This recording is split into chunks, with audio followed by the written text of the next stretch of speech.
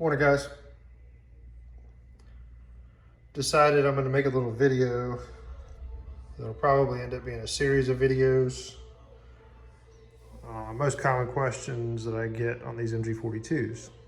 But before I actually go into making those videos, I wanted to make this video asking people comment your questions so I can answer your questions in this video series that I'm going to do. I'm not a video editor. I'm not a YouTube star, but I've messed with a lot of MG42s. So comment below questions that you've got, semi-auto or full auto, about these MG42s.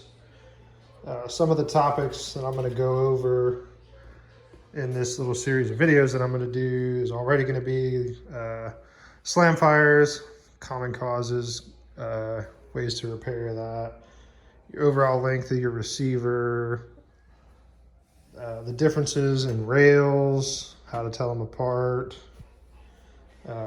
what 7.62 barrels on the market currently aren't any good. I've done videos and touched on some of this stuff already in the past, but I'm going to do a video series of Q&A. Another one that I get quite often is my stock is wobbly.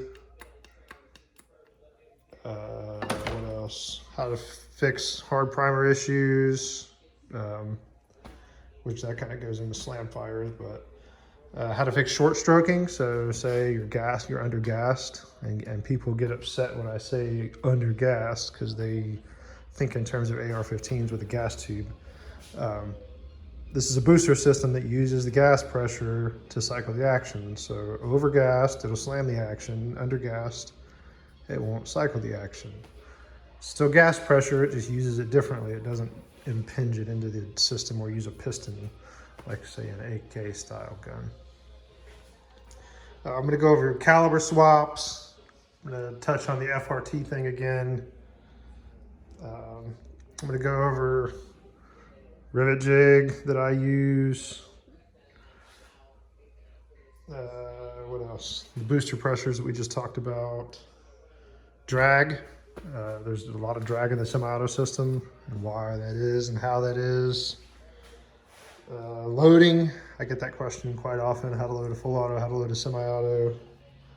Parts compatibility. So what parts would swap. Of course, I've got ton of parts over there, so I can do a side-by-side comparison of a lot of these different parts. And it'll just be part of this video series. Headspace, we'll go over that. I know there's videos out there on it, but I still get these questions a lot, so we'll go over that. Firing pin mushrooming on a semi-auto, we can go over that. I get that question. Popping primers, which kind of goes in with slam fires and that kind of stuff. That's some of the stuff that I'm going to go over.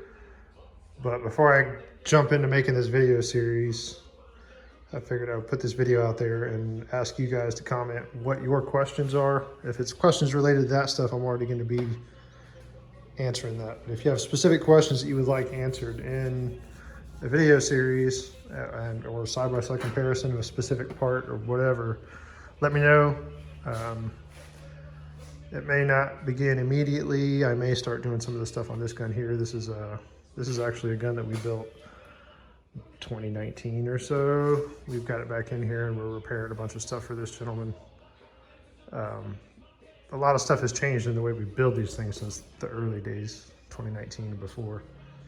And this one just had some issues that when we got it, we decided just to rebuild the whole gun for this guy. So I may do some of this stuff on this specific gun, but there's always guns on the shelf back here to be done. So like I said, I've got a bunch of parts. I've seen a bunch of parts. I've seen almost every variant that there is of these guns. So if you have specific questions, comment below. I'll take note of all that stuff and include that stuff in this video series. So y'all have a good day.